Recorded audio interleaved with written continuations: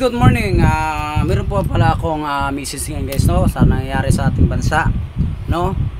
Ngayon ang administrasyon guys, no, talagang parang naiinsulto po talagang bansa natin guys, no.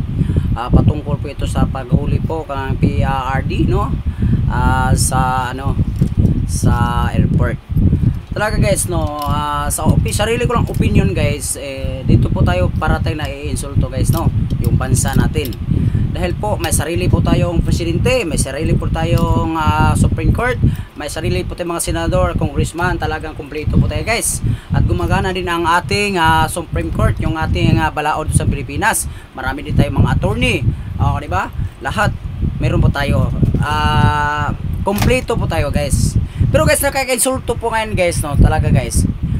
Bakit po guys, no, pinayagan na kunin po ang ating dating Pangulo, no?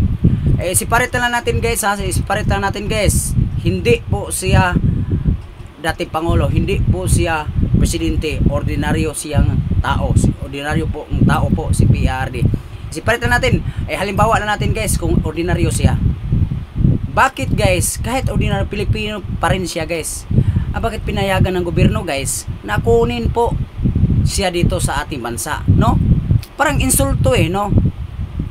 Unang-una, no, pag mag-aral tayo, so yung lingwahe natin, di ba? Lingwahe natin, sarili ng lingwahe.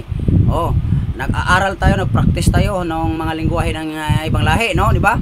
Pero guys, may sarili po tayong batas, may sarili din tayong gobyerno, may sarili tayong presidente, mayroon tayong kompleto tayo, senador, congressman, mayor, lahat meron tayo hanggang nga konsyal guys, yung maliit hanggang sa taas, di ba? Kompleto tayo guys. Bakit guys parang na-insulto po ang ating bansa? Dahil po guys, binigay natin sa ibang lahi yung kapwa natin Pilipino. Kasi guys, lahi Pinoy tayo, no? Pinoy po si PRD, hindi po siya Amerikano, hindi siya Chinese, di ba? Hindi siya Mexicano, hindi siya Negro, di ba? Pilipino siya. Bakit guys, no, ipaubaya natin sa ibang lahi? Wala na ba tayong karatan guys? Wala na ba tayong lakas guys? Wala na ba wala na ba tayong hindi na ba tayo parang lumalabas tuloy guys na inutil tayo, no? Sa totoo lang guys, bakit ibigay natin doon sa ibang lahi? Ibigay natin doon sa ICC na meron naman pala yun ko lang, nag-function naman pala yung balaod natin ito sa Pilipinas, yung Supreme Court. Meron naman tayong sariling batas ito guys.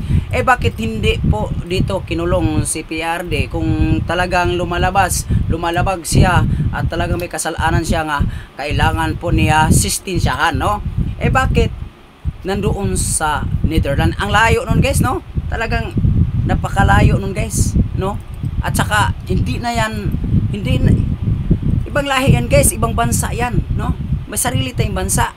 Bakit hindi dito sa Supreme Court, hindi dito sa ating sariling batas, hindi dito sa sarili nating bayan, sarili nating bansa, ikinulong si Rodrigo Duterte, si PRRD, no? Nga meron naman tayong batas dito, no?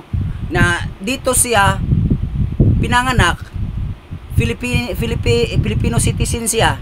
So dito siya makukulong, dito siya masisintensyahan sa mga nagawa niyang kasalanan, hindi doon sa ibang lahi guys, no? Sarili ko lang opinion guys, no?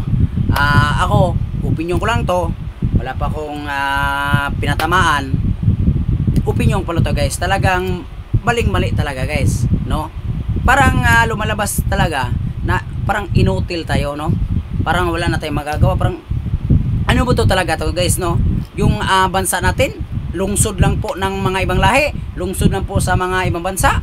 Ano ba, wala ba tayong sariling pangulo? Wala ba tayong sariling batas? Wala ba tayong sariling congressman, senador? Ano pa dyan, no? Na meron tayo?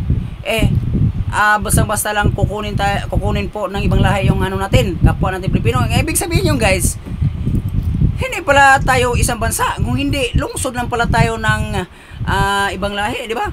Na parang lungsod lang tayo. Yung natin, yung presidente natin na namumuno sa atin, yung ICC, di ba?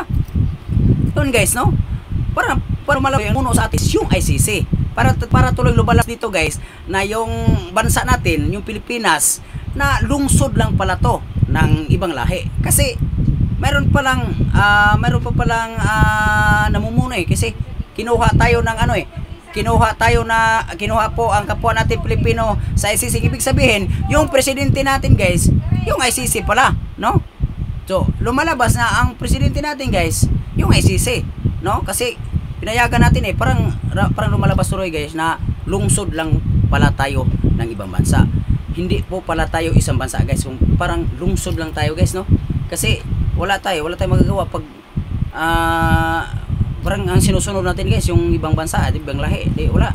Parang wala tayong sariling protection. Wala tayong sariling protection sa ating bansa. Wala tayong sariling protection sa sariling tibayan.